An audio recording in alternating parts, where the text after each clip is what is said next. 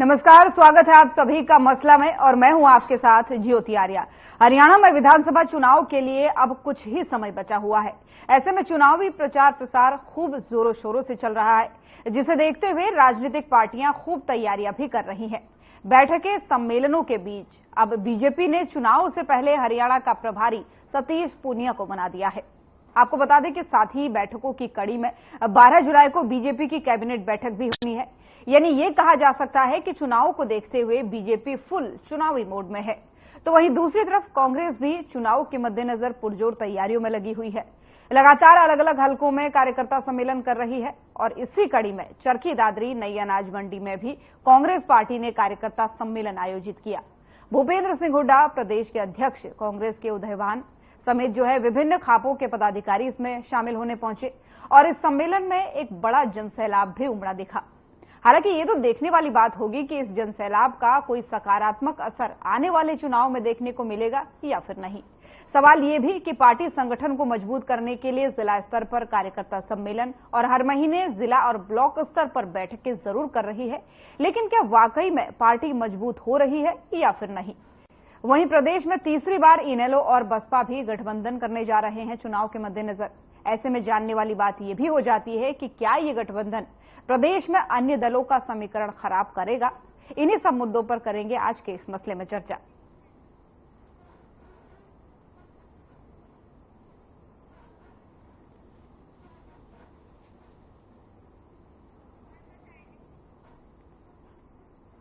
तो कुछ ही समय में प्रदेश में विधानसभा चुनाव होने हैं और उससे पहले पार्टियों की तैयारियां वो लगातार जोर पकड़ रही हैं। बैठकें चल रही हैं, साथ ही साथ जिले स्तर से लेकर के हल्कों स्तर तक लगातार बैठकों के साथ साथ सम्मेलन हो रहे हैं। लगातार पार्टियां दावे भी करती नजर आ रही है और इस बीच आपको बता दें कि कांग्रेस लगातार कार्यकर्ता सम्मेलन कर रही है ताकि प्रदेश में अपने संगठन को और मजबूत किया जा सके और आने वाले चुनाव के लिए कार्यकर्ताओं को भी एक तरीके से तैयार किया जा सके। तो वहीं बीजेपी में भी बैठकों का दौर लगातार जारी है। लगातार कैबिनेट की बैठकें हो रही हैं। इस बीच अब 12 जुलाई को एक और बैठक होनी है, मंत्रिमंडल की बैठक ये होगी। इसमें भी आने वाले चुनाव को लेकर के तमाम चर्चाएं होनी है। वहीं इस बार क्षेत्रीय दल वो भी ज्यादा एक्टिव दिख रहे हैं। एक तरफ जेजेपी भी पूरी तैयारी में जुटी हुई है, तो दूसरी तरफ इनेलो की जहां बात करें तो एक बार फिर से तीसरी बार कहा जा सकता है गठबंधन वो करने जा रही है बहुजन समाजवादी पार्टी के साथ। इससे पहले भी 2 बार गठबंधन ये लोग कर चुके हैं चुनाव में, लेकिन एक बार फिर से तीसरी बार गठबंधन करना सवाल ये खड़ा करता है कि क्या ये समीकरण अन्य दलों के समीकरणों को बिगाड़ेगा या किसी तरीके का वोट बैंक का नुकसान अन्य दलों को होगा, या इन्हें मजबूती मिलेगी या फिर पिछले बार की तरह ही निराशा हाथ लगेगी। ये तो देखने वाली बात होगी, लेकिन उससे पहले ये जरूर कहा जा सकता है कि चुनावी मोड में लगभग सभी पार्टियां प्रदेश में है और बैठकें सम्मेलन के साथ साथ तैयारियां पुरजोर जोर पकड़ रही हैं। बीजेपी की जहां बात कर लेते हैं, बीजेपी भी लगातार अपनी बैठकें कर रही है। इस बीच घोषणाएं भी लगातार सरकार करती हुई नजर आ रही है। विकास की घोषणाएं हैं, विकास योजनाएं हैं, परियोजनाएं हैं, कहीं शिलान्यास तो कहीं उद्घाटन का दौर भी चल रहा है। वहीं आपको बता दें बीते दिनों सरपंचों के लिए भी बड़ी घोषणा की गई। तो इस तरीके की घोषणाओं के बीच पार्टी में मंथन भी चल रहा है। बीजेपी के बैठकें चल रही हैं, सम्मेलन चल रहे हैं, तमाम तरीके की चर्चाएं हो रही हैं आने वाले चुनाव को लेकर के।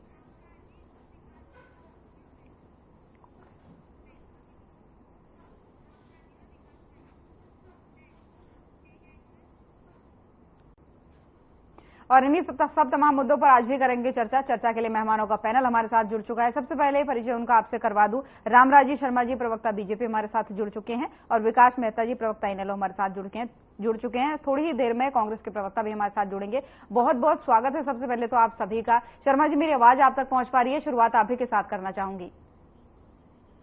धन्यवाद। बहुत बहुत स्वागत है शर्मा जी। सवाल ये कि चुनाव में कम ही समय है, ऐसे में कुछ समय पहले आपने धर्मेंद्र प्रधान को चुनाव प्रभारी बनाया था, विप्लव देव को सह प्रभारी बनाया था। अब एक बार फिर से प्रभारियों की लिस्ट आती है बीजेपी की और सतीश पूनिया को हरियाणा का कार्यभार एक तरीके से सौंपा जाता है प्रभारी के तौर पर। तो कितनी मजबूती देगा ये आने वाले चुनाव में? देखो ज्योति जी, जैसा कि आपको मालूम है केंद्र में भी हमारी सरकार बहुत अच्छा काम कर रही है और देवतुल्य जनता जनार्दन के आशीर्वाद से विश्व के सबसे लोकप्रिय और ताकतवर प्रधान आदरणीय नरेंद्र मोदी जी तीसरी बार प्रधानमंत्री बने हैं। ये जनता जनार्दन के आशीर्वाद से संभव हो पाया है। और जैसा कि मैंने पहले भी बताया, भाई विश्व में सबसे लोकप्रिय और ताकतवर प्रधानमंत्री हैं। आर्थिक दृष्टि से उनकी अगुवाई में हमारा देश बहुत आगे बढ़ रहा है। आर्थिक दृष्टि से हम बहुत मजबूत हुए हैं, रक्षा के क्षेत्र में आत्मनिर्भर हुए हैं, विदेश में हमारा डंका बजाया है और बहुत ही ऐतिहासिक फैसले माननीय हमारे प्रधानमंत्री जी ने लिए हैं। जैसे धारा 370 और 35 से जम्मू कश्मीर से हटाई गई है, वो हमारे केंद्रीय गृह मंत्री जो चाणक्यी भूमिका में है, उनके अहम भूमिका रही इसमें, ये सब संभव हो पाया और भव्य ऐतिहासिक राम मंदिर का निर्माण भी हुआ है। ऐसे ही हरियाणा में भी हमारी सरकार बहुत अच्छा काम कर रही है। माननीय मनोहर लाल जी ने युवाओं को रोजगार दिया, उन्होंने एक नीति बना दी, भाई पूरा परिवार अपना परिवार मानना। पहले क्या होता था हरियाणा में भर्तियां, पहले जातिवाद, परिवारवाद, क्षेत्रवाद, भाई भतीजावाद के आधार पर होती थी। उन्होंने कहा भाई पूरा हरियाणा मेरा परिवार है, पूरा हरियाणा के बच्चे मेरे बच्चे हैं। उन्होंने मेरिट के आधार पर भर्तियां शुरू करी। आज गरीब का बेटा, किसान का बेटा, मजदूर का बेटा बिना खर्चे बिना पैसे, जिसकी 3 सीट की खाली चली गई थी, कोई चपरासी नहीं लगा था, आज क्लास 1 अफसर लग रहा है। यह अपना आप में गौरव की बात है। नायब सैनी जी जो बहुत ही युवा हैं और युवाओं के हृदय सम्राट हैं, बहुत मेहनती हैं, वो माननीय मोदी जी की भाजपा की नीतियां और मनोहर लाल जी की मनोहर नीतियों को जन जन तक पहुंचा रहे हैं। वो नीति और आपके सामने है, लेकिन पूनिया जी की एंट्री से कितनी मजबूती मिलेगी, ये मेरा मेन सवाल था। देखो, पूनिया जी हैं, वो राजस्थान के प्रदेश अध्यक्ष रहे हैं। राजस्थान में हमारा स्पष्ट बहुमत रहा है, पूनिया जी का उसमें विशेष रोल रहा है। और धर्मेंद्र प्रधान जी का भी आप देखते होंगे, उड़ीसा में 25 साल के बाद में हमारी सरकार बनी है, 25 साल उनका शासन रहा है।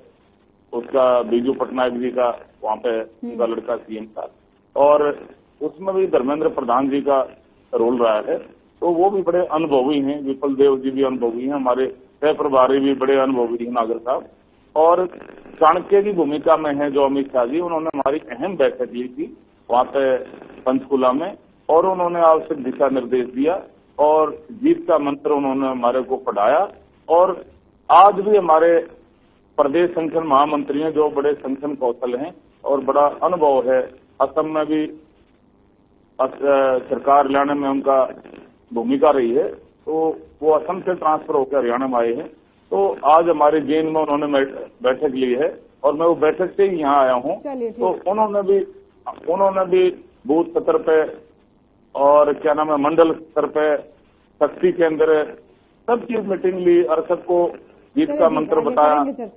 हम घर घर तक भाजपा की नीतियों को पहुंचाएंगे और जो कसर रहेगी थी, मैं आपको 1 मिनट का टाइम और लूंगा, जो कसर रहेगी थी हमारी, वो कसर क्या थी, वह कांग्रेस ने झूठ बोला था। अब वो झूठ का पर्दाफाश हमारे कार्यकर्ता घर घर जाकर झूठ का उसका पर्दाफाश करेगा। इन्होंने झूठ बोला कि भाई संविधान बदला जा रहा है, इन्होंने झूठ बोला आरक्षण खत्म किया जा रहा है, इन्होंने झूठ बोला बहनों के खाते में 8,500 रुपए महीना आएंगे, 1 लाख रुपए महीना आएंगे। खटाखट खटाखट फटाफट फटाफट, ये खटाखट फटाफट वाले भागे भागे कर रहे हैं, बहनें उनके पीछे दौड़ रही हैं। भैया खटाखट वाले रुक तो जाओ, हमारे 8,500 रुपए तो दो। तो ये काट की हंडी एक बार चढ़ती है, मैं समझता हूँ बार बार चढ़ने वाली नहीं है। आगे काट की हंडी नहीं चढ़ेगी। जनता जनार्दन जाग चुकी है और अपना आपको ठगा महसूस कर रही है। चलिए ठीक है शर्मा जी, लौटूंगी। सुरेश रोड जी, प्रवक्ता कांग्रेस, हमारे साथ फोन लाइन पर जुड़ गए। सुरेश जी, मेरी आवाज आ रही है आप तक? हाँ, आ रही है। बहुत स्वागत है सुरेश जी। शर्मा जी का कहना है कि आपने झूठ बोल करके चुनाव जीता, जो भी सीटें जीती। खैर, उसके इधर मेरा सवाल यह है कि कार्यकर्ता सम्मेलन आप लगातार कर रहे हैं आने वाले चुनाव के मद्देनजर। ऐसे में कार्यकर्ताओं में कितनी मजबूती देखी जा रही है? कार्यकर्ताओं के साथ अगर संगठन आपका जुड़ रहा है तो क्षेत्र में कितनी मजबूती देख पा रहे हैं? देखिए, पहले तो मैं इस बात को सिरे से खारिज करता हूं जो ये कह रहे हैं कि झूठ कांग्रेस पार्टी ने बोलकर लोकसभा में सीटें जीती हैं। तो 700 पार का नारा देकर जनता को भ्रमित करने का काम भारतीय जनता पार्टी ने किया है। ठीक है जी, ये भारतीय जनता पार्टी की झूठ है। और एक इन्होंने कहा कि काठ की हांडी बार बार नहीं चढ़ती। काठ की हांडी तो बीजेपी की चढ़ रही है, हमारी तो अभी चढ़नी है। और इनकी तो 3 बार चढ़ ली, वो बार बार आगे नहीं चढ़ेगी। ये हमारी सरकार थोड़ी है। झूठ भी भारतीय जनता पार्टी के जो मीडिया के जो कुछ साथी हैं, जिसका मोदी मीडिया रवीश कुमार बोलता है, उन लोगों ने 400 पार का जो नारा लगाया, भक्त किया, तो वो बहुत एक तरह से लोगों को 15-20% लोगों को वोट न डालने के लिए सोचने पर मजबूर कर गया। परसेंटेज क्यों कम हुई है?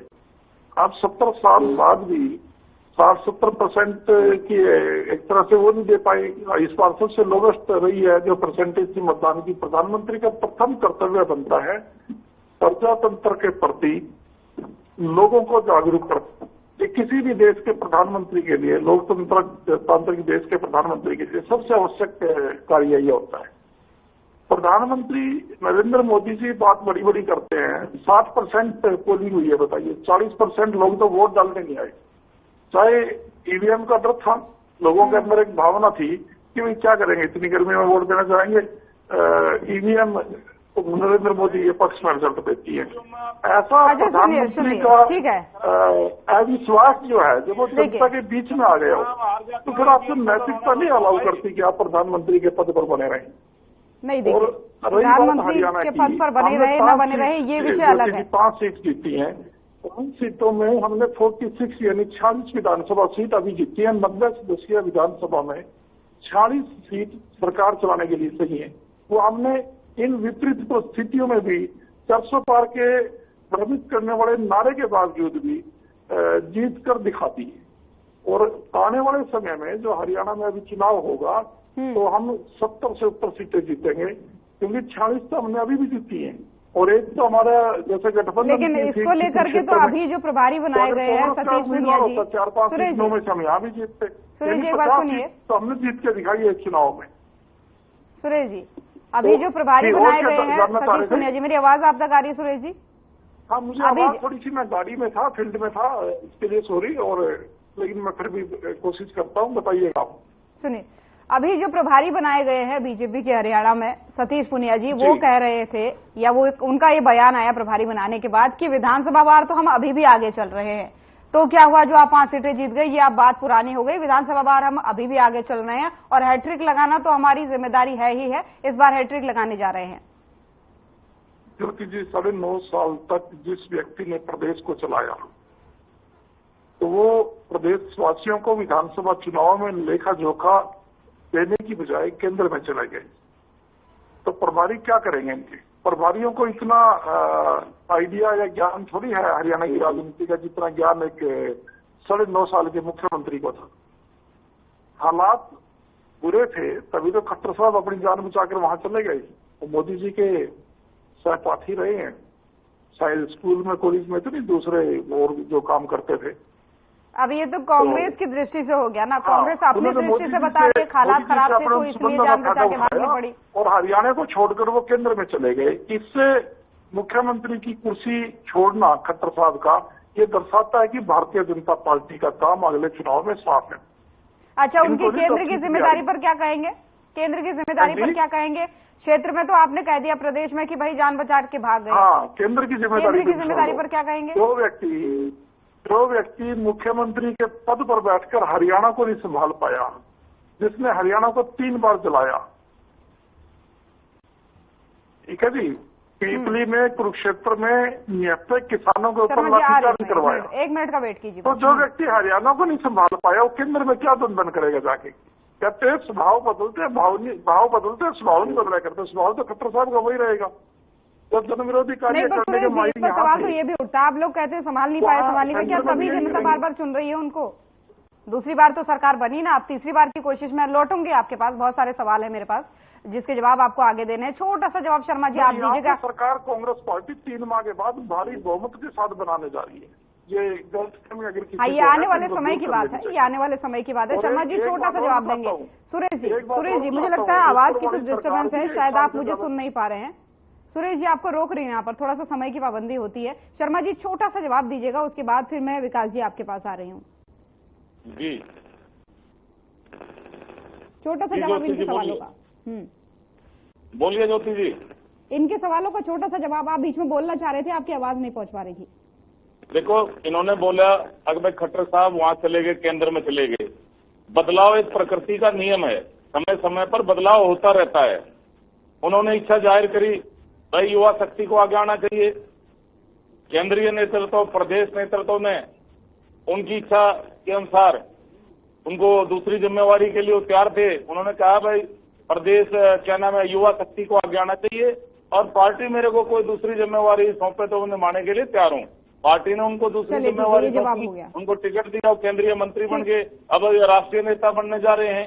दूसरा इन्होंने जो कहा हरियाणा जलाया, अरे हरियाणा किसने जलाया? प्रदेश की जनता को पता है। हरियाणा जलाने वाले मेरे भाई आप ही हो। प्रदेश की जनता ने सबका पता है कौन कितने पानी में। यशपाल सिंह जी 15 दिन की छुट्टी पे चले गए 2016 में। ठीक है सुरेश जी, सबको पता है, प्रदेश की जनता जानती है किसने जलाया किसने नहीं। हम हरियाणा के हम कोई बाहर के नहीं है। और रही बात किसानों की बात करें, विकास जी भी हमारे साथ बने हुए, शर्मा जी और सुरेश जी दोनों को रोक रही हूँ यहाँ पर। विकास जी मेरी आवाज पहुंच पा रही है? जी मैडम। विकास जी, चुनाव नजदीक है, ऐसे में आपने पूरी तैयारी कर ली है कि इस बार बीजेपी और कांग्रेस का समीकरण बिगाड़ना है। बहुजन समाजवादी पार्टी के साथ एक बार फिर से तीसरी बार आप गठबंधन करने जा रहे हैं। कितनी उम्मीदें हैं, क्या लग रहा है? इनका समीकरण बिगाड़ पाएंगे? अपना कोई नया समीकरण बना पाएंगे? देखिए, अभी पहले भी एक दिन हमारी इस बारे में चर्चा हुई थी कि अभय सिंह जी चौटाला जी का प्रयास है कि हरियाणा प्रदेश में जो गैर कांग्रेस और गैर भाजपा एक नया विकल्प जो है प्रदेश की जनता को दिया जाए। उसी संदर्भ में चौधरी अभय सिंह चौटाला जी ने पिछले दिनों जो बहुजन समाज पार्टी की राष्ट्रीय अध्यक्ष है मायावती जी से मुलाकात की थी। अब गठबंधन के बारे में अभी मैं कोई बात नहीं कह सकता क्योंकि 11 जुलाई को चंडीगढ़ में एक बैठक बुलाई गई है जिसमें इंडियन नेशनल लोकदल के सभी जिलाध्यक्ष व प्रदेश कार्यकारिणी के सदस्य शामिल होंगे। उसी में फैसला होगा कि आगे की क्या रणनीति है। लेकिन ये तय है कि हम एक ऐसा तीसरा विकल्प हरियाणा प्रदेश की जनता को देंगे कि जो लोग गैर भाजपा और गैर कांग्रेस की सरकार बनाना चाहते हैं, जितने भी राजनीतिक संगठन है, सामाजिक संगठन है, उनको एक मंच पर लाने का प्रयास चौधरी अभय सिंह जी द्वारा किया जा रहा है। यानी ये तो स्पष्ट कहा जा सकता है कि इस बार आप न कांग्रेस के साथ मिलेंगे न बीजेपी के साथ मिलेंगे। जी, हम तो पहले भी नहीं मिले कभी कांग्रेस के साथ और ना ही बीजेपी के साथ। ये तो दोनों पार्टियां लेकिन जब लोकसभा चुनाव की बात आई थी, तब जब कांग्रेस को 5 सीटें मिली वहां पर इंडिया गठबंधन को, तब आपने कहा कि हमको लिया नहीं गया गठबंधन में, लिया गया होता तो हम अच्छा प्रदर्शन करते। जो 5 सीटें बीजेपी के खाते में गई है वो भी नहीं जाती। अगर भूपेंद्र सिंह हुड्डा जी की जो हठधर्मिता थी, अगर इंडिया गठबंधन में इनेलो को शामिल किया जाता तो आज बीजेपी साफ हो जाती, 10 की 10 सीटें इंडिया गठबंधन जीतता जी। लेकिन एक भूपेंद्र सिंह हुड्डा जी जो हैं वो बीजेपी को नहीं छोड़ सकते। वो हैं कांग्रेस में लेकिन राजनीति बीजेपी के साथ मिलकर करते हैं। वो हमेशा मिली भगत की राजनीति करते हैं। इसी वजह से आज भारतीय जनता पार्टी फिर से 5 सीटें जीतने में कामयाब हो गई। यानी आपको लग रहा है कि आपका जो ये नया गठबंधन बन के सामने आएगा वो अन्य पार्टियों को नुकसान पहुंचाएगा, चाहे बीजेपी हो चाहे कांग्रेस? बिल्कुल। तो सरकार बनाने तक की सोच रहे हैं या फिर खाली समीकरण बिगाड़ने की सोच रहे हैं? सरकार बनाएंगे मैडम। प्रदेश की जनता के हाथ में, हमारे सोचने से क्या होता है, लेकिन हम अपना पूरा प्रयास करेंगे। इस गठबंधन के अलावा में जाएंगे। इस गठबंधन के अलावा और क्या क्या प्रयास किए जा रहे हैं? ये तो चलिए हो गया, छोटे छोटे गठबंधन एक साथ आएंगे। गठबंधन के अलावा अभी आपको बता दूं, हमारे जो आदरणीय प्रदेशाध्यक्ष हैं श्री रामपाल माजरा जी और हमारे नेता चौधरी अभय सिंह चौटाला जी ने अभी 22-23 जिले, जो भी हरियाणा प्रदेश के जितने भी जिले हैं, सभी जगह जाके जिला कार्यकर्ता सम्मेलन को संबोधित किया है। सभी जगह बैठ के ली हैं और कार्यकर्ताओं से मुलाकात की है और विधानसभा चुनाव की तैयारियों में जुटने का जो आह्वान है वो कार्यकर्ताओं से किया है। और उनकी आदेश के बाद हमारे प्रदेश में जो कार्यकर्ता हैं वो विधानसभा चुनाव की तैयारियों में जुट गए हैं। और संगठन की एक बैठक है 11 जुलाई को चंडीगढ़ में, उसमें आगे के जो दिशा निर्देश होंगे जो हमारे नेता देंगे तो कार्यकर्ता उस पर फूल चढ़ाने का काम करेंगे। चलिए ठीक है, ये आने वाले समय में पता चलेगा रणनीति कितनी मजबूत हो रही है। लेकिन शर्मा जी, आपके पास आते हुए 2 महत्वपूर्ण सवाल है। एक तो इन्होंने कहा कि हम क्षेत्र की जनता को इस बार तीसरा विकल्प देने जा रहे हैं, कांग्रेस के अलावा और बीजेपी के अलावा तीसरा विकल्प देने की सोच रहे हैं, जिसके लिए ये गठबंधन की पूरी तैयारी कर रहे हैं कि छोटे छोटे दल मिलकर साथ में आए ताकि कुछ बड़ा हो सके।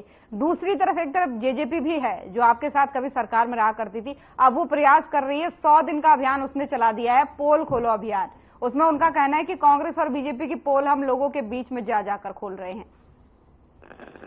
देखो जी, ऐसा है ये दोनों पार्टियां अपने अस्तित्व की लड़ाई लड़ रही हैं और इनमें 6% वोट आई।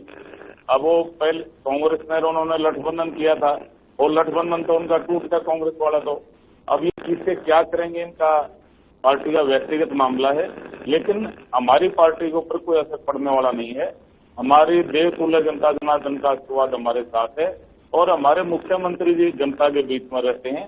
रात के 12-12 बजे तक वो जनता की शिकायतें सुनते हैं और उसका तुरंत समाधान निकालते हैं।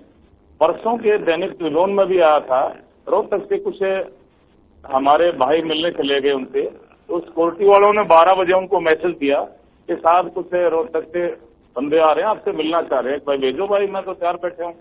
तो बोले भाई आओ भाई बताओ। बोला हम तो भाई सैनी साहब ने देखने आए थे, तू कहो है कि मैं बस 12 बजे आ जाओ, या तुम्हें करे भी है, झूठ तो नहीं बोलता। भाई हम तो देखने आए थे, 12 बजे आप मिलोगे नहीं मिलोगे? भाई मैं तो 24 घंटे आपके लिए तैयार हूँ, तेरा तो उसको अर्पण क्या लाग है मेरा? भाई ये कोठी भी आपकी है, मैं भी आपका हूँ और ये सीएम की कुर्सी भी आपकी है, सब कुछ आपका है। मैंने आपके आशीर्वाद की जरूरत है और मैं भी किसान का बेटा हूँ, मजदूर का बेटा हूँ, गरीब का बेटा हूँ और मैंने भी किसानी करी है। मेरे से बेहतर किसान की और मजदूर की दशा को कौन समझ सकता है? और सबसे ज्यादा किसानों के उपज का भाव हम दे रहे हैं, 14 फसलें एमएसपी खरीद रहे हैं और किसान भाई जो अपने कृषि यंत्र खरीदता है, औजार खरीदता है, उस पर हम सब्सिडी दे रहे हैं और जो सोलर लगाता है उस पर हम सब्सिडी दे रहे हैं और उपज का जैसे मैंने बताया सबसे ज्यादा भाव हम दे रहे हैं। आज बिना किसान की मर्जी के 1 इंच भी जमीन बिना किसान की मर्जी के कोई एक्वायर नहीं कर सकता, क्योंकि मुख्यमंत्री जी लठ लेकर किसान के साथ खड़े हैं। और पहले कांग्रेस के टाइम में क्या होता था, इन्होंने बहुत बड़ा किसानों को ठगया है। ये क्या करते, सेक्शन 4(6) का नोटिस हम आ गए, अच्छी जमीन को नोटिस देके और सस्ते भाव में किसान को डरा धमका के जमीन खरीद लेते और महंगे भाव में बिल्डर को बेच देते थे। और प्राकृतिक आपदा में 1-1, 2-2 रुपए का चेक इनके टाइम आया है। ये तो किसान विरोधी हैं। अब खाद पर हम कितनी सब्सिडी दे रहे हैं, 6,000 रुपए प्रधानमंत्री जी किसान निधि से किसान के खाते में डाल रहे हैं। तो हम तो किसानों के लिए, मजदूरों के लिए, हमारी सरकार तो 36 बरादरी के लिए, सभी वर्गों के लिए।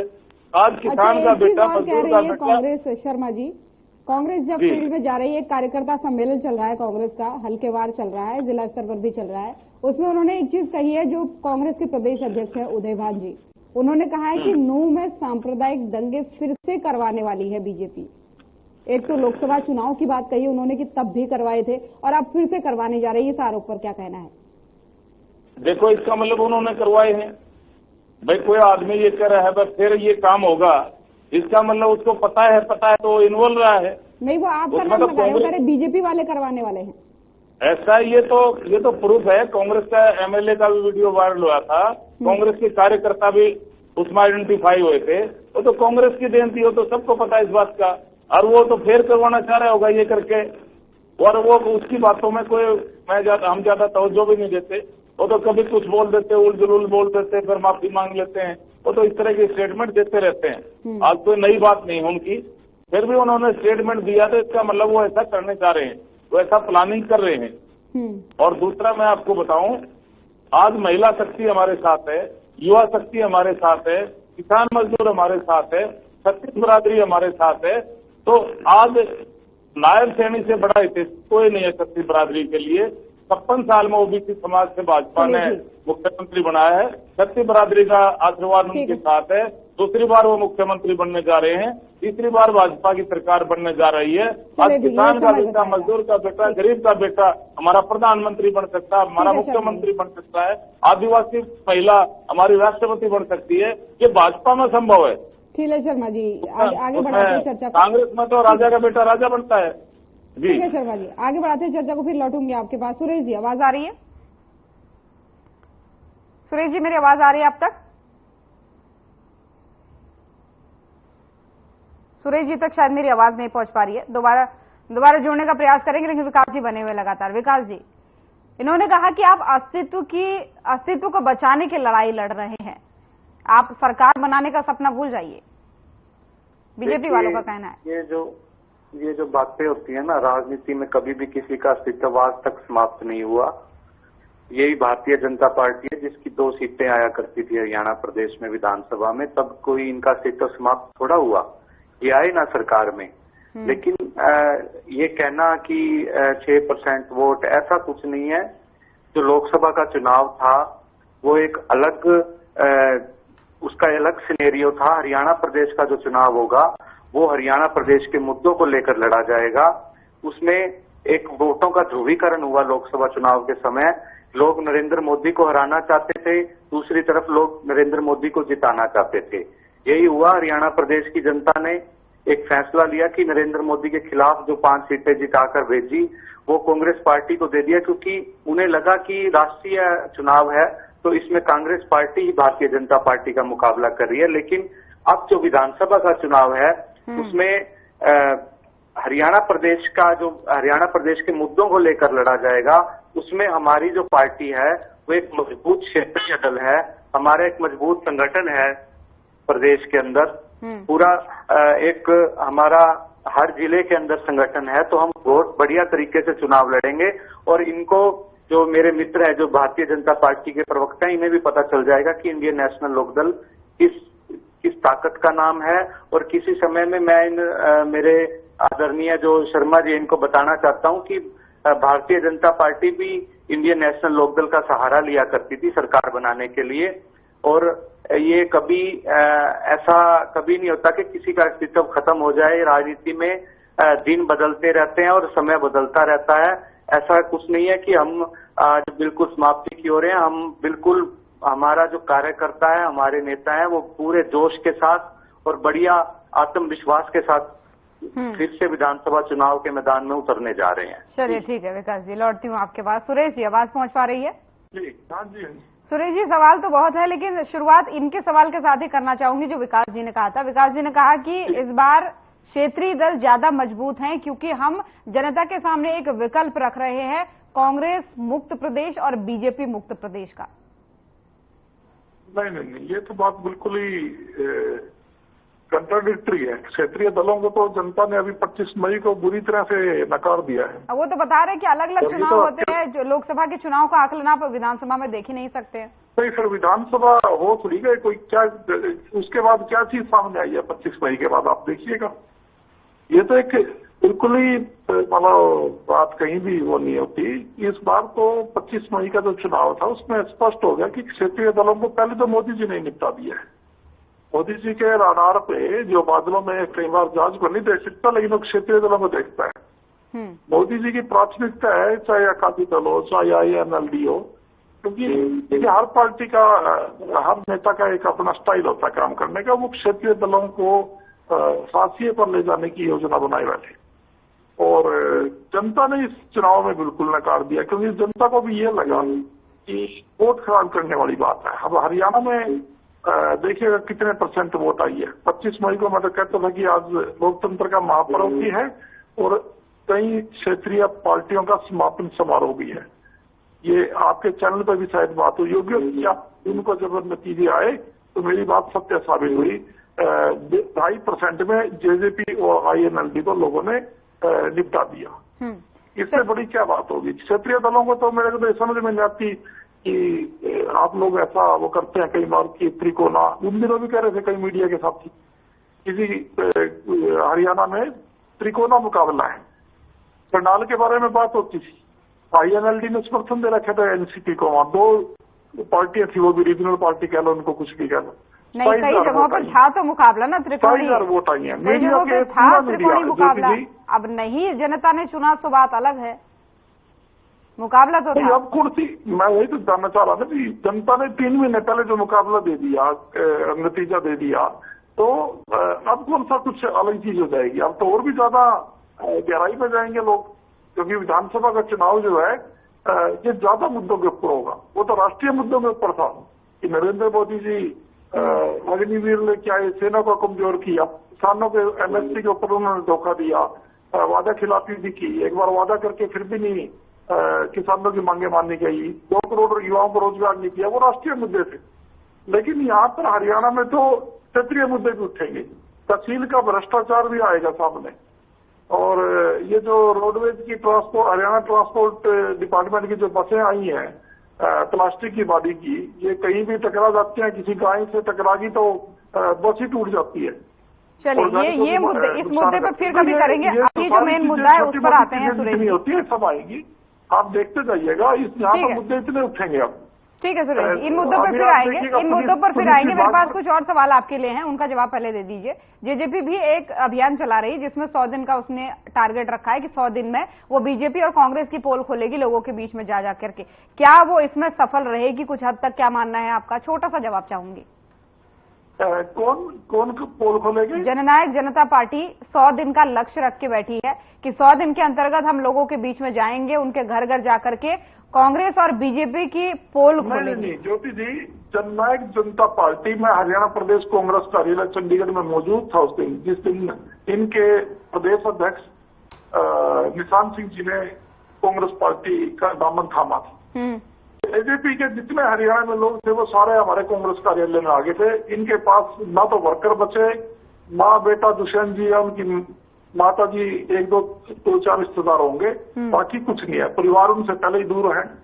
तो जेजेपी के पास कोई ऐसा वो नहीं है। तो बीजेपी में कोई ड्यूटी लगा दी इनकी, नहीं तो शराब घोटाले की जांच होगी या ये काम करो, वो एक अलग चीज है। लेकिन लोग नहीं इनके प्रभाव में आने वाले। और जेजेपी नाम की कोई पार्टी हरियाणा में नहीं है। वोट देखो ना कितने आए हैं। चलिए ठीक है, वो आने वाले समय में पता चलेगा। लेकिन इसका मैं छोटा सा विकास जी आपसे रिएक्शन लेना चाहूंगी, उसके बाद फिर लौटती हूँ। विकास जी, जो इन्होंने कहा था, आपने कहा था कि अलग अलग होते हैं, वो राष्ट्रीय मुद्दे होते हैं, क्षेत्रीय मुद्दे हैं, इनका कहना है कि ये तो बस बहानेबाजी है। देखिए, ये तो अपनी अपनी व्यक्तिगत राय है। इसमें तो देखिए, ना तो अभी आज चुनाव हो रहा है, ना ये कुछ कर सकते, ना मैं कुछ कर सकता। वो तो आने वाला समय बताएगा, विधानसभा चुनाव का रिजल्ट बताएगा। जैसा कि मैंने कहा कि अब जो है प्रदेश के मुद्दों को लेकर हम चुनाव लड़ेंगे। इस समय जो लॉ एंड ऑर्डर की स्थिति है हरियाणा प्रदेश में, एक शोरूम के बाहर जाके बदमाश फायरिंग कर देते हैं और आज उस बात को 13-14 दिन हो गए, वो पकड़े नहीं गए। उसकी वजह से एक महानगर है हिसार शहर, जो हरियाणा का दूसरा तीसरा बड़ा शहर है, वो बंद होता है पूरा। ये एक तमाचा है हरियाणा प्रदेश की सरकार के मुंह पर।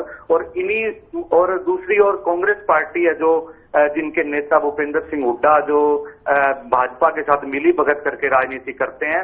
और ये प्रदेश की जनता देख रही है। हम इन्हीं मुद्दों को लेकर जनता के बीच में जाएंगे और जनता को बताएंगे कि बीजेपी की सरकार में ये हो रहा है और कांग्रेस पार्टी जो है ये कर रही है। अगर मजबूत विपक्ष जो हरियाणा प्रदेश में है तो वो इंडियन नेशनल लोकदल पार्टी है।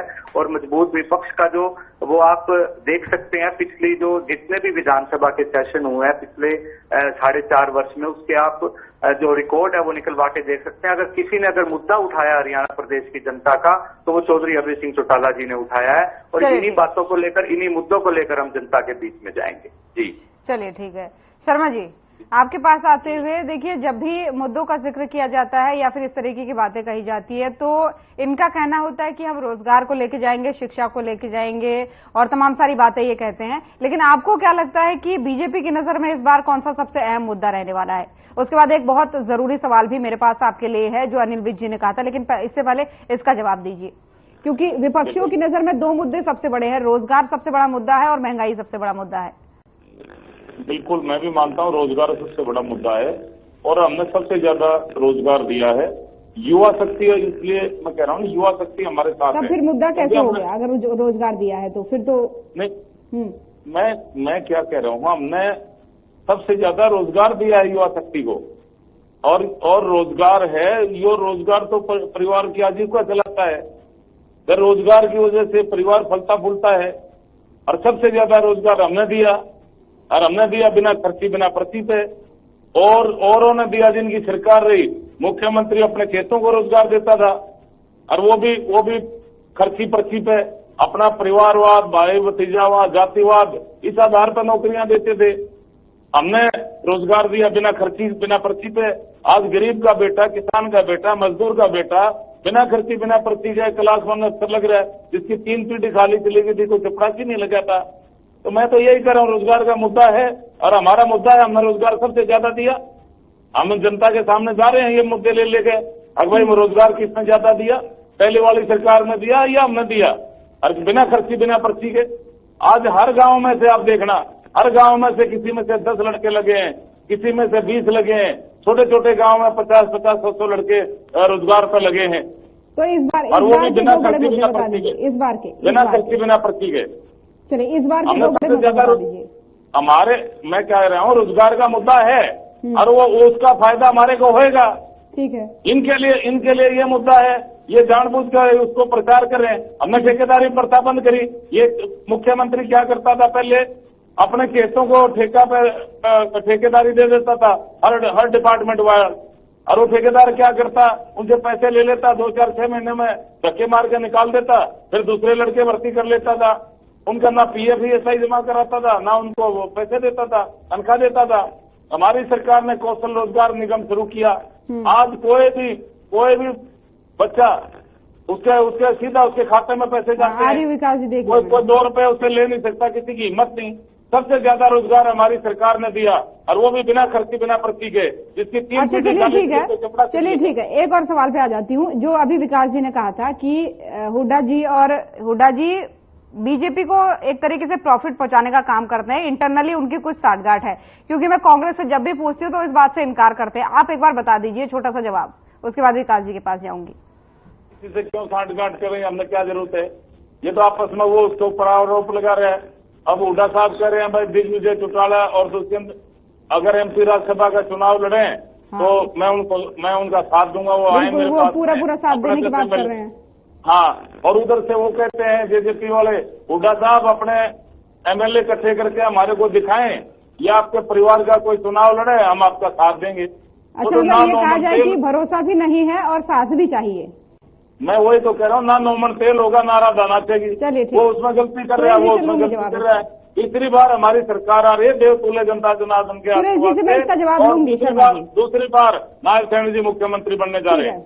नायब सैनी दूसरी बार। ठीक है, मैं लूंगी इसका जवाब सुरेश जी से, लेकिन विकास जी छोटा सा रिएक्शन, उसके बाद सुरेश जी आप के पास आ रही हूँ।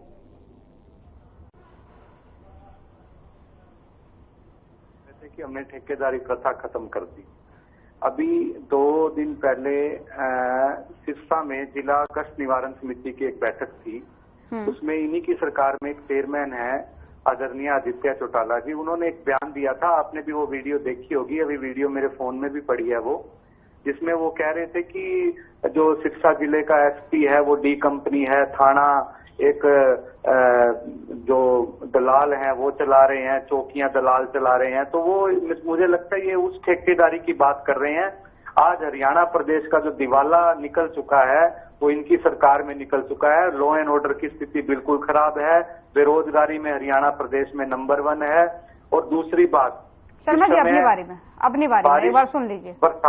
बरसात चल रही है, पूरे हरियाणा प्रदेश में मानसून आ रहा है, हर जगह जल भराव की स्थिति है। हमारे फतेहाबाद सिरसा जिले में बिल्कुल पानी, बारिश के बाद पानी 4-4 घंटे 6-6 घंटे तक नहीं निकल रहा, लोगों के घर टूट रहे हैं। आज हमारे फतेहाबाद जिले में ये स्थिति है कि किसानों की जो फसलें हैं वो डूबी हुई हैं। पिछले साल इन दिनों में यहाँ बाढ़ आई थी, उससे भी सरकार ने कोई सीख नहीं ली। आज भी वैसे का वैसे पानी फिर से रुक गया है, जिसमें ना तो ये किसानों को मुआवजा दे रहे हैं, पिछले साल वाला भी अभी तक नहीं मिला है, और इस बार की फसलें और खराब हो गई हैं। इस पर मैं जवाब लूंगी शर्मा जी से, लेकिन सुरेश जी काफी देर से इंतजार कर रहे हैं। सुरेश जी आवाज पहुंच पा रही है?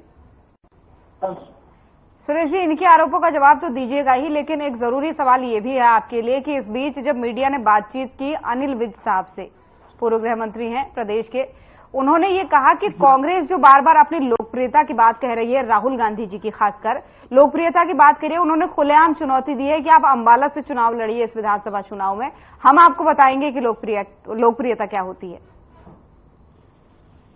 देखिए, ये एक ऐसा जवाब, अंबाला तो उन्होंने कहा कि हम भी लड़ेंगे, राहुल गांधी जी को भी लड़वाइए। हाँ, ये एक ऐसी बात है जैसे कोई एक नाटक में काम करने वाला कलाकार की तुलना अमिताभ बच्चन से कोई करे। कई लोग खबरों में आने के लिए अपनी उल्टी सीधी बातें करते हैं। अनिल विज जी की अहमियत कितनी है, अगर वो एक सही इंसान होते, जमीन होती उनकी, तो जिस दिन सिरसा में एक शायद ग्रेविशियल कष्ट निवारण कमेटी की मीटिंग थी, वो चेयरमैन थे उसके, और वहां पर SP मैडम होते थे, तो उन्होंने जब नशे के बारे में कोई बात आई और आपको भी पता होगा कि वो एसपी मैडम के साथ उन्होंने किस तरीके से दुर्व्यवहार किया। और उन्होंने एसपी मैडम ने जब कहा कि मैं ड्यूटी पे हूं, मैं क्यों सीट छोड़ के जाऊंगी, मीटिंग छोड़ के जाऊंगी, आप चले जाइए, तो उनके मुंह पे, यानी होम मिनिस्टर के मुंह के ऊपर उन्होंने क्या बात बोली थी कि नशा तो सरकार भी पा रही है। तो अगर कोई भी एक अच्छा इंसान प्रदेश का होम मिनिस्टर होता तो वो उसी समय रिजाइन दे देता। उसकी आत्मा उसको चंडीगढ़ पहुंच नहीं सकता, पहले गाड़ी में कहीं भी 2 मिनट के लिए ब्रेक लेके और वहीं अपनी सीट पे बैठा और रिजाइन लिख के भेज। और क्या किया होम मिनिस्टर ने उसके बाद, तो बातों तो करा दिया उस मैडम एसपी का, लेकिन अनिल विज जी ने क्या संज्ञान लिया, जिनको होम मिनिस्टर रहते हुए खुद उनकी पार्टी ने सीआईडी का विभाग नहीं दिया। हरियाणा में पहली बार एक सीआईडी विहीन होम मिनिस्टर रहे हैं। तो आप किस चीज के होम मिनिस्टर थे?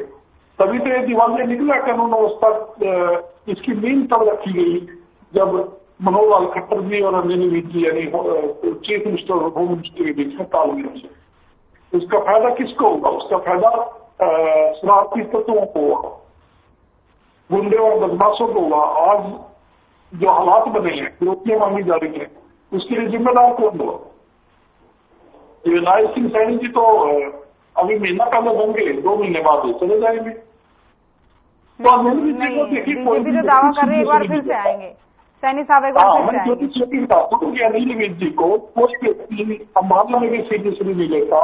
तो पिछली बार हमारे से टिकट वितरण में गलती होगी वहां, अगर टिकट सही होता तो चित्रा सरवारा भी उनको बुरी तरह चुनाव में पछाड़ कर वहां से इनको। चलिए समझ गई मैं आपकी बात को। राहुल गांधी जी के बारे में ट्वीट करते हैं, आपने स्वास्थ्य मंत्री थे, कितनी बीमारियां फैल गई, हॉस्पिटल उसमें दवाई नहीं, डॉक्टर नहीं, लेकिन राहुल गांधी जी के बारे में ट्वीट कर रहे हैं। या तो ये चलिए सुरेश जी, मैं समझ गई आपकी बात को। आपने विज साहब की बात का तो अच्छे से बिल्कुल आकलन कर दिया। आपने ऐसा करना, आपने ऐसा करना, जैसे हमारा कि आपने ये करना है, थोड़ा समय की पाबंदी है। मैं समझ गई आपकी बात को सुरेश जी, मैं आपकी बात को समझ गई, मैं इसका रिएक्शन लूंगी। लेकिन आपने विज साहब की बात का तो अच्छे से आकलन कर दिया, क्या अहमियत है, क्या नहीं है, क्या किस तरीके से बोला। लेकिन सुनिए, सवाल मेरा खत्म नहीं हुआ है सुरेश जी, सवाल मेरा खत्म नहीं हुआ है, सवाल सुन लीजिए। उदय भान जी के जो वक्तव्य उन्होंने दिया उस पर भी तो एक रिएक्शन दीजिए ना। उन्होंने कहा कि फिर से दंगे करवाना चाह रही है बीजेपी से आने वाले विधानसभा चुनाव में नूह में। उन्होंने कहा कि लोकसभा चुनाव में भी बीजेपी ने ही दंगे करवाए और आने वाले विधानसभा चुनाव में भी वो दंगे करवाने वाली है। इस पर क्या कहेंगे? जी, हमारे प्रदेशाध्यक्ष कुछ एरिया से भी संबंध रखते हैं। थोड़ा छोटा जवाब दीजिएगा। और मेवात के साथ लगती विधानसभा क्षेत्र है उदयभान जी की, तो उन्होंने कोई बात कही है तो उस बात में कहीं ना कहीं उनके संज्ञान में कोई ऐसी बात आई। लेकिन बीजेपी वाले कहते हैं कि शायद आपने योजना बना रखी, इसीलिए आप इस तरह के उल जुलूल बयान दे रहे हैं। बीजेपी वालों का ये कहना है। ये नूह में जो पिछले दंगे हुए वो हुए नहीं थे क्या? आप नफे सिंह राजी का हत्याकांड हुआ नहीं थे? हम कैसे जान रहे हैं? ये तो कह रहे सब कुछ ठीक चल रहा है। अभी करनाल में ही है PSI को गोली मारी की मारी थे आप? अभी कैथल में एक SHO को सस्पेंड किया भी नहीं किया। अम्बाला में सस्पेंडिंग में 4 दिन पहले दूसरा SHO किया भी नहीं किया। करनाल वाले वो पकड़े गए भाई, उसके जीते में उसका जीता इन्वॉल्व मिला है उसमें, वो कह रहे पकड़े गए। उसका जीता, उसका प्रॉपर्टी विभाग, प्रॉपर्टी विभाग। आप ही के पास आ रही हूँ, बीच में ऐसे इंटरप्ट थोड़ा तो अच्छा नहीं लग रहा। आप ही के पास आ रही हूँ, एक बार सुरेश जी को बात खत्म कर लीजिए। सुरेश जी 30 सेकंड में बात खत्म कीजिए। अगर कोई व्यक्ति आत्महत्या करता है तो क्या सकते हैं? सरकार कैसे रोकती, पुलिस कैसे रोकती? लेकिन अगर गुंडे बदमाश तो यार सुपारी लेकर और ऐसे गोलियां चलाएंगे तो ये सरकार की जिम्मेदारी है। चाहे कोई भी हो, किसी ने सुपारी दे दी, मान लो उसकी डीजे ने सुपारी दे दी, लेकिन क्या किसी प्रदेश में सरकार का या पुलिस का या प्रशासन का इतना ध्यान नहीं था उनको गुंडे बदमाशों को जो वहां पर सूट रहे हैं, जो दिन आ रहे जवान को मार देते लगी? तो सरकार नाम की तो चीज नहीं रही ना। अगर किसी व्यक्ति ने आत्महत्या कर ली तो सरकार कह सकती है कि इसने अपने घर के अंदर बंद कमरे में आत्महत्या कर ली, सरकार प्रशासन इसमें कैसे रुक सकता है, वो बात समझी। चलिए ठीक है, अगर पर्याप्त सार्वजनिक स्थलों पर यहाँ पर ये महत्वपूर्ण हो जाता है ना। देखिए, उन्होंने कोई बयान दिया तो आपने कहा कि एकदम गलत बयान दिया, और उदयभान जी ने कोई कहा, उन्होंने पहले ही भविष्यवाणी कर दी कि वो आने वाले समय में हिंसा करने वाले हैं, तो आप कह रहे हैं कि उन्होंने संभवतः सही कहा। बिल्कुल। खैर, ये समझ में मेरे नहीं आया, लेकिन शर्मा जी इसका कुछ जवाब देना चाह रहे हैं। शर्मा जी की आवाज बढ़ाइए। सुरेश जी लौटूंगी। शर्मा जी, ऐसा इस उदयभान जी की जो स्टेटमेंट आई है, इसका मतलब वो प्लानिंग कर रहे हैं, वो इन्वॉल्व हैं। ये कह रहे हैं कि उन्होंने सही कहा, संभवतः बिल्कुल सही कहा उन्होंने। हाँ, तो ये कह रहे हैं सही कहा, तो इसका मतलब इनको पता है, इनको पता है भाई कांग्रेस का ऐसा प्लानिंग है। पहले भी कांग्रेस डिवाइड एंड रूल की नीति अपनाती रही है, और पहले भी आप देखो ना 84 के दंगों में इनका हाथ है, आपातकाल में इन्होंने क्या करा था। तो इस तरह की कांग्रेस की फितरत रही है। और पहले भी जो वहां पे नूह में दंगे हुए थे, उसमें कांग्रेसियों का हाथ मिला, तो जो इनपुट मिले थे और मुकदमे भी दर्ज हुए थे, आपके सामने है। और ये आगे भी प्लानिंग कर रहे हैं, इनको कोई राजनीतिक फायदा होता होगा उसके लिए ये ऐसा कर सकते हैं। कांग्रेस राजनीतिक फायदे के लिए कहीं तक भी जा सकती है, झूठ बोल सकती है। जैसे इन्होंने अभी झूठ बोला भाई संविधान खतरे में है। कहाँ संविधान खतरे में था? इन्होंने झूठ बोला कि आरक्षण खत्म किया जा रहा है। आरक्षण को कोई खत्म कर सकता है क्या? इन्होंने बकाया लोगों को। इन्होंने झूठ बोला बहनों के खाते में 8,500 रुपए महीना आ रहे, 1 लाख रुपए महीना आ रहे, 1 लाख रुपए सालाना। खटाखट वाले भागे फिर रहे हो, तो नहीं पा रहे, बहने पीछे खटाखट वाले आगे भाग रहे। तो कांग्रेस का झूठ बोलना ये काट की अंडी एक बार चढ़ी है, बार बार नहीं। कांग्रेस का झूठ बोलना वो जो एक बार कामयाब हो गई है, अब जनता जाग चुकी है, जनता पछतारी है। एक बार इनेलो की बात भी हम कर लेते हैं। शर्मा जी, उन्होंने भी कहा था कि आप जो प्रबंध कर रहे हैं अभी बरसात के चलते या जो भी, वो पर्याप्त नहीं है। पिछले बार भी वही हुआ था, इस बार भी वही हुआ है। इस पर भी थोड़ा सा जवाब दे दीजिए उनको, फिर आगे बढ़ रहे हैं। देखो, ऐसा है, ये प्राकृतिक आपदा होती है, बारिश ज्यादा आती है, सरकार ने पूरे प्रबंध कर रखे हैं। और कहीं कहीं जल बहराव कोई आज से नहीं हुआ। ये जो बारिश का पानी कोई आज से थोड़ी है, इनके टाइम में भी बारिश खूब हुई है और इनके टाइम में भी खूब बाढ़ आई है। तो ये तो प्रभु के हाथ में, ये तो परमात्मा के हाथ में। अब देखो, उत्तराखंड में देख लो और कहीं देख लो, और दिल्ली में देख लो, दिल्ली में तो किश्तियां भी चली थी। तो उस सरकार को कोसना वो मैं समझता हूँ गलत है। ये प्राकृतिक आपदा है और भगवान की मर्जी है, कहाँ कितनी बारिश होएगी कितने नहीं होएगी, तो ये तो प्रभु के हाथ में होता है। ये कहना भाई ये प्रबंध नहीं किया, वो प्रबंध नहीं किया। इनके टाइम में क्या प्रबंध हुए थे? और ये लॉ एंड ऑर्डर की बात करते हैं, इनके टाइम में लॉ एंड ऑर्डर का पता है आपको क्या होता था? इनके टाइम में महम कांड हुआ, इनके टाइम में दुलिना कांड हुआ, इनके टाइम में कंडेला कांड हुआ। तो लॉ एंड ऑर्डर के बारे में बोलते हैं तो इनको खुद देखना चाहिए तो तुम्हारे टाइम में क्या हुआ है। इनके टाइम में भर्ती घोटाला हुआ, आपको पता है, सारा पूरे प्रदेश की जनता जानती है, और इनके आका की सजा भी होगी थी उसमें। तो ये तो सबका पता है। तो जनता बहकाई मारने वाली नहीं है। तीसरी बार हमारी सरकार बनने जा रही है, नायब सैनी जी दूसरी बार हमारे मुख्यमंत्री बनने जा रहे हैं। चलिए ठीक है, ये आने वाले समय की बात। जनता के बीच में रहते हैं, जनता की कुछ चीजें भविष्य पर छोड़ दी जाए तो बेहतर है। शर्मा जी लौटूंगे आपके पास, लेकिन समय की थोड़ा सा पाबंदी है। विकास जी, आपके सवाल का जवाब उन्होंने दिया कि हर चीज का ठीकरा आप सरकार पर मत फोड़िए। कुछ प्राकृतिक आपदाएं हैं, प्रबंधन हमने बहुत बेहतर किए हैं। ये प्राकृतिक आपदा है, लेकिन प्राकृतिक आपदा से लोगों को बचाने का जो काम है वो तो सरकार ही करेगी ना। पिछले वर्ष सिरसा, फतेहाबाद, इन जिलों में बाढ़ आई थी। उसी तरीके से सेम जो उस समय जो हमारा इलाका डूब गया था, वही सेम अभी तो बरसात की शुरुआत हुई है और अभी से ही पानी इतना रुका हुआ है खेतों के अंदर। तो लेकिन उसका जो पाइपलाइन वगैरह डाली गई है, जो रतिया फतेहाबाद रोड है वो पूरा तोड़ रखा है, उसमें पर्याप्त जो प्रयास है वो सरकार द्वारा नहीं किए गए। आप अपने आपका जो यहाँ संवाददाता होगा, कोई रिपोर्टर होगा, आप उससे पता करवाइए कि यहाँ पे फतेहाबाद जिले में इस समय क्या हालात हो चुके हैं। अभी तो बरसात की शुरुआत है, अभी आगे बरसात आएगी तो पता नहीं क्या होगा और कोई अनहोनी घटना ना हो जाए। हम तो इसलिए बोल रहे थे। और दूसरी इन्होंने बात कही कि हमारे समय में जो कानून व्यवस्था का जो जिक्र किया, उसमें मैं आपको बताता हूं कि जो अब कानून व्यवस्था इन्होंने 2-3 जो एक नाम लिए कि महम कांड हुआ, मैं इनकी सरकार के अंदर कितने कांड हुए वो तो कोई हद ही नहीं है। हमने कभी भी किसी किसान के रास्ते के अंदर कील नहीं किले नहीं गड़वाई। हमने कभी भी महिलाओं के ऊपर जो टीचर्स हैं उनके ऊपर लाठीचार्ज नहीं करवाया। हमने कभी भी जो प्रदेश का जो हर वर्ग है उनके ऊपर इन्होंने लाठीचार्ज करवाया है। पहलवान बेटियों के ऊपर इन्होंने लाठीचार्ज करवाया।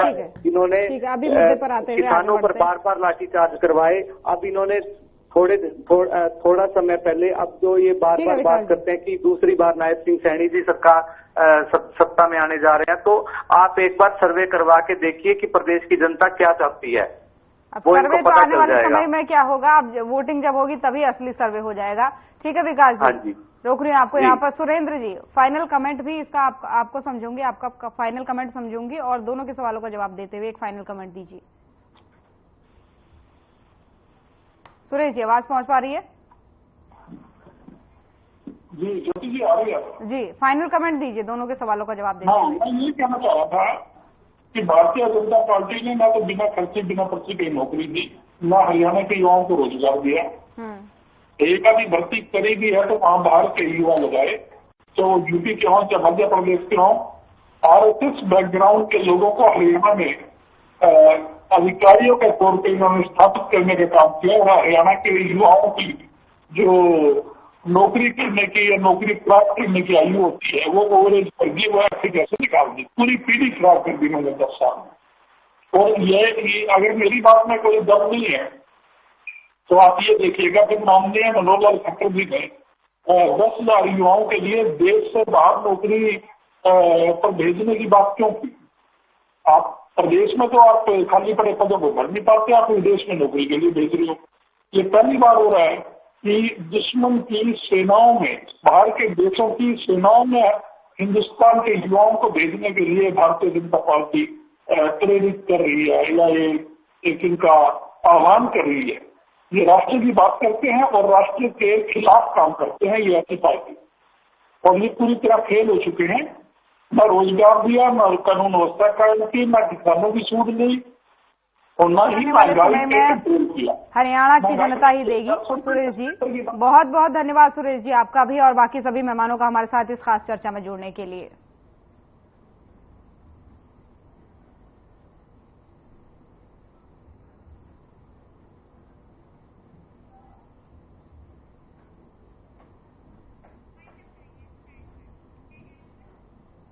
तो होने वाले चुनाव के लिए अब पार्टियां पूरी तरीके से प्रदेश में तैयार हो गई हैं, लगातार बैठकें कर रही है, सम्मेलन कर रही है और क्षेत्र की जनता को अपनी तरफ लुभाने का प्रयास कर रही है और साथ ही साथ दावे भी कर रही है कि इस बार के चुनाव में उन्हीं की जीत होने वाली है। फिलहाल आज के मसले में इतना ही। नमस्कार।